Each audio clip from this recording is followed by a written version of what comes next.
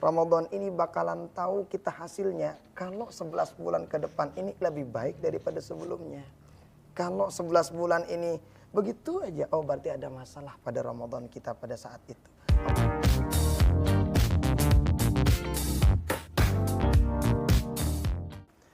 Bismillahirrahmanirrahim. Assalamualaikum warahmatullahi wabarakatuh. Waalaikumsalam. Alhamdulillah wa syukurillah wala haula wala quwata illa billah. Allahumma shalli ala Sayyidina Muhammad wa ala ali Sayyidina Muhammad. Pemirsa dan hadirin yang saya hormati, bil khusus yang saya muliakan, tamu saya hari ini Al Ustadz Ahmad Hulaifi LC.MH, yang alhamdulillah hari ini bersama dengan saya Kak Opik untuk bincang-bincang sore berkaitan dengan tidak terasa kita sudah melewati 10 hari pertama Ramadan 1443 Hijriah. Beberapa hari yang kemarin rasanya Ustadz kita memasuki tanggal 1 Ramadan dan hari ini kita sudah berada pada 10 hari pertama. Tentu sebagai seorang muslim, muslimat, kehadiran bulan suci Ramadan ini begitu bersemangat kita. Baik dari ormas Islam, pemerintah, siapa saja, pengurus masjid, musola, anak muda saja, marhaban ya Ramadan. Di satu sisi faktanya, alhamdulillah di hari-hari pertama, kedua, sampai 10 itu biasanya ramai. Benar. Dan bukan biasanya, sampai hari ini pun fenomenanya seperti itu. Benar. Dan biasanya setelah memasuki 10 hari kedua, bahkan sampai terakhir itu berangsur-angsur sepi dan pindahlah keramaian itu ke area-area publik, apakah itu di pusat-pusat perbelanjaan atau di pusat-pusat lainnya. Nah, menarik untuk kita diskusikan sebagai referensi kita, Bapak Ibu hadirin yang kami hormati. Orang mengatakan serahkan sesuatu pada ahlinya. Alhamdulillah Ustadz Ahmad Hulaifi LC.MH ini, di samping latar belakang beliau bersekolah di Al-Kairo, di Mesir tentunya, lalu melanjutkan pendidikan magisternya di UIN, dan alhamdulillah sehari-hari sekarang aktif mengajar. Beliau bahkan pada tahun 2021, walaupun berasal dari desa Toya, salah satu desa di Punggung Rinjani, Kecamatan Aimel, tapi 2021 kita bangga mewakili Lombok Timur, mengikuti seleksi pemuda pelopor Nusa Tenggara Barat dan dinyatakan terbaik 1, bahkan mewakili Nusa Tenggara Barat menjadi pemuda pelopor tingkat nasional khususnya dalam bidang agama, sosial dan budaya.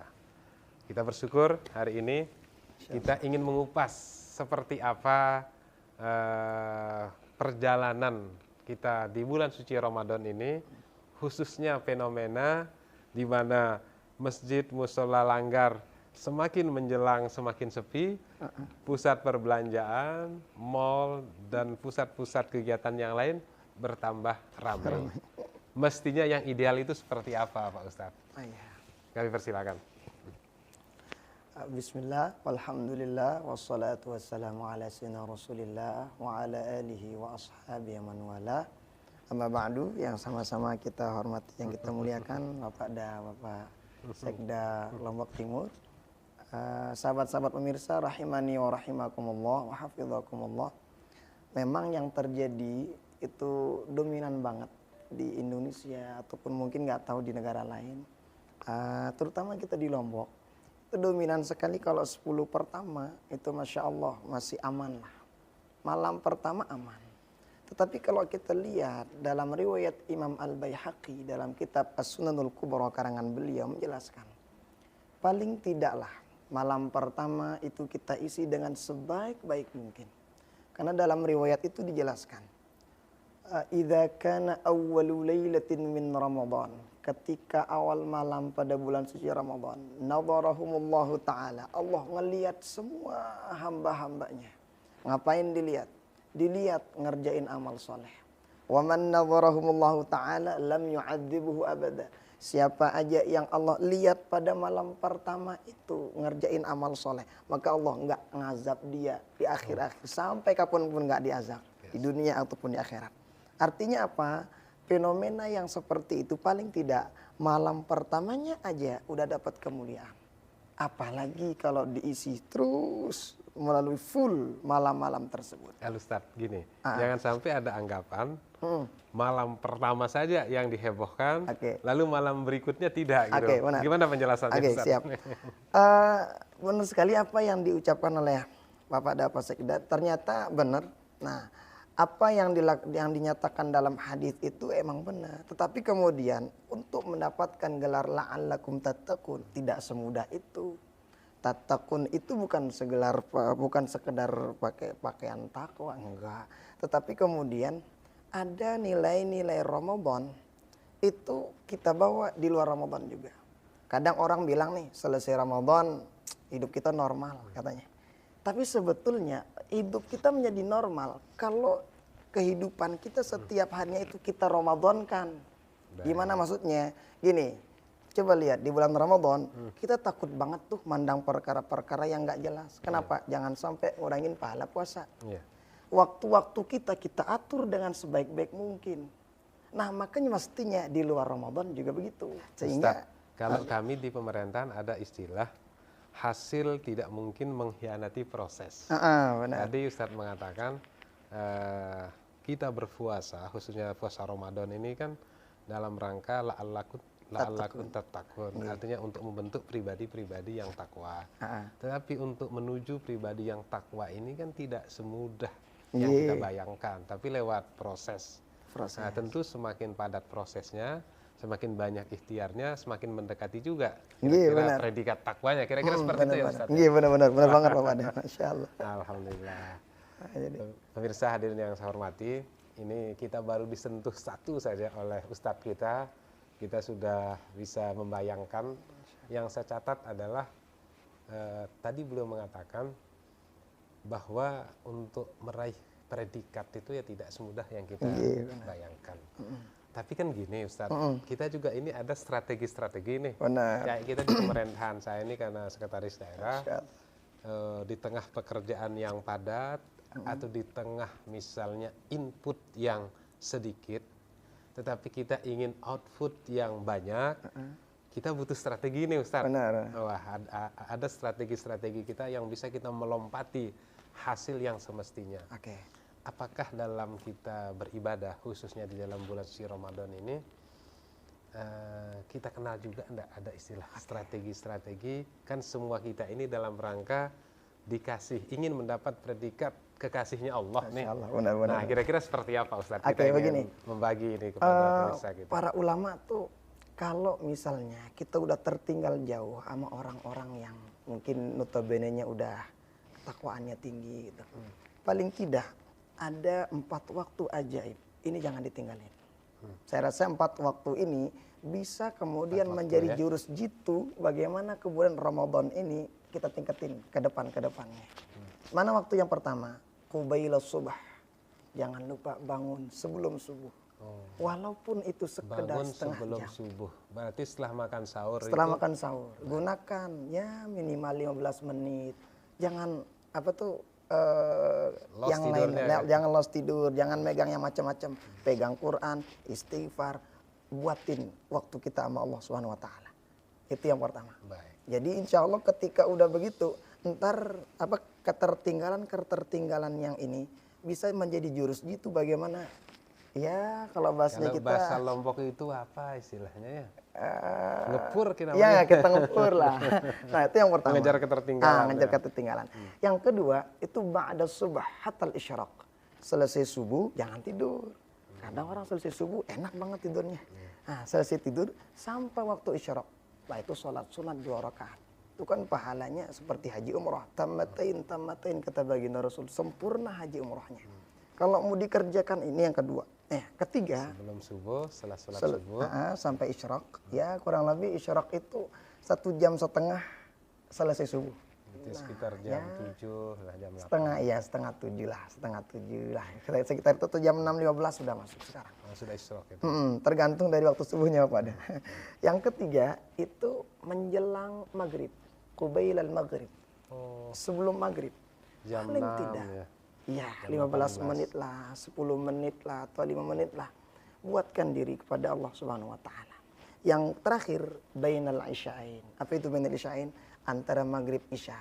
Nah, di sini usahakan gunakan sebaik mungkin lah. Jadi kalau istilah anak muda itu Ustaz, me time katanya. Iya, Quality jadi, time katanya, waktu-waktu nggih. berkualitas. Waktu Benar. saya. Nggih, Nah, benar. strateginya berarti di 4 itu Di ya. 4 waktu ini Sebelum kita sholat gunakan. subuh, setelah sholat subuh sampai isyraq itu, Sampai isyraq, nggih. lalu di antara sebelum sholat Sebelum maghrib, sholat maghrib, nggih. lalu di antara maghrib dan isya. Jadi Bisa luar biasa ya. insya Allah Itu ini cara salah kita ya. satu cara kita untuk seperti yang tadi supaya lebih keren lagi lah ke depannya. Baik. Strateginya. Baik. Gitu kan Ustaz, ini kita sudah hampir setengah perjalanan bincang-bincang nih. Saya masuk ke perjalanan yang 3/4. Masya Allah. Ada beberapa juga fenomena di masyarakat kita tentang bagaimana kita berbagi. Benar. Berbagi sesama kawan, berbagi ke tetangga. Memang ada zakat fitrah, ada khul istilahnya juga ya. Benar. Tapi ada yang aneh ini. Ada yang aneh.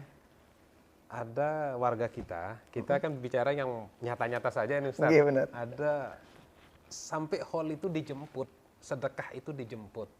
Maksud saya mana lebih baik sedekah itu kita terima, dalam arti ada orang yang aktif memberikan kita, tapi ada kebiasaan kita juga dijemputnya khol itu, sedekah itu sampai lintas ke desa lain, Iya. sampai orang merasa terganggu. Kira-kira seperti apa itu Ustaz? Ini penting kita syiarkan ini kepada Iya, benar. orang lain. Kira-kira seperti benar. apa itu? Kalau pandangan? dalam bahasanya Al-Qur'an itu dahulukan walidil qurbah. Dahulukan tetanggamu yang dekat dulu. Jadi kalau udah semua tetangga dekat udah dapat, baru boleh kalau bahasanya kita keluar desa lah sedekahnya. Tapi kan rata-rata Berarti amalan ini juga mirip-mirip kita berpolitik Ustaz. Kalau di Ustaz, kalau di politik itu kan ada istilah mulailah dengan teman sekasur katanya, ya, istri kita kan. Setelah itu teman sedapur katanya, ya keluarga kita yang lain kan. Lalu teman sesumur. Nah, biasa sumur itu mungkin ada 2-3 rumah. Baru selembur, nah, baru sudah sedesa dan sebagainya. Artinya mulai dari lingkaran kecil menuju lingkaran yang besar. Nah, berarti amaliyah sedekah yang baik itu seperti itu ya Ustaz? Nah, jadi seperti itu dijelasin. Karena dalam Al-Quran kan dil qurba dulu, tetangga dekat dulu, baru yang agak jauhan. Kenapa? Karena hak kita lebih banyak, kewajiban kita lebih banyak kepada mereka. Di mana ada hak muslim kita, hak sama tetangga kita, ukhuwah, ya wa'atan dan sebagainya lah. Jadi itu yang lebih kita dahulukan. Nah, jadi seperti itu kurang lebih. Dan yang terbaik sebetulnya sedekah yang diam-diam. Sedekah sembunyi-sembunyi. Seolah-olah tangan kanannya ngasih, tangan kiri nggak ngetahui. Kan itu dijelasin tuh dari antara. Atau ada fenomena baru. Sekarang ini yang menarik, sedekah pun dijemput. Artinya begini, ada sekelompok komunitas 3-5 orang, mereka jalan lintas ke desa lain. Lalu hol katanya. Artinya menjemput sedekah lah maksudnya. Masya Allah. Kira-kira gambaran Ustadz seperti apa itu? Kalau yang pertama, kalau tujuannya untuk mengajak orang supaya gemar sedekah, why not? Mungkin tidak apa-apa. Tidak apa-apa ya. Kenapa? Karena kan ngasih supaya orang gemar sedekah. Tapi Seperti kita umumkan di masjid atau kita buat semacam reklame-reklame tentang sedekah, itu tidak masalah. Tidak masalah. Nah, ala kulli hal nanti kan tergantung dari niat kita utamanya. Jadi jangan sampai salah niat juga ketika yang seperti itu. Nah, jadi kalau bagi saya pribadi itu kalau memang itu untuk menggugah semangat orang untuk bersedekah, terutama kan di bulan Ramadan pada, jadi sangat-sangat dianjurkan dalam kitab Ittihaful Anam gitu kan dijelasin di antara amalan yang sangat luar biasa kan al-iktsar minas shadaqah. Nah, jadi perbanyak sedekah di bulan suci Ramadan. Nah, jadi seperti itu kurang lebih. Insyaallah. Ustadz Ahmad Ulaifi, saya ingin melanjutkannya. Tetapi lebih baik kita tunggu saja episode menjelang lebarannya. Masya Allah. Terakhir saya ingin nanya, ada teman-teman kita sering mengupdate statusnya. Misalnya pada saat kita sudah memasuki puasa ke-10, lalu ditambahkan 19 hari lagi kita memasuki lebaran.